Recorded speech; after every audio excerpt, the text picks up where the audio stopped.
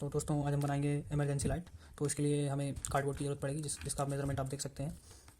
जैसे कि ये दोनों 8 सेंटीमीटर के मैंने स्क्वायर शेप में काट लिए हैं दो, और इसमें ये जो सर्कल स्पॉट लगा है इसमें हम ये फ्लैशर लगाएंगे जिससे पूरे कोने में लाइट फैल सके। और फिर ये 8 सेंटीमीटर लंबा और 3.5 सेंटीमीटर की अपन ऊंचाई ली है, आप देख सकते हैं। और फिर उसमें अपन को एक एलईडी वाइट फ्लैशर, जो बड़ी एलईडी आती है 3.5 वोल्ट की, और एक हीट सिंक है ताकि ज़्यादा देर तक चलने के बाद हमारी एलईडी ख़राब ना हो।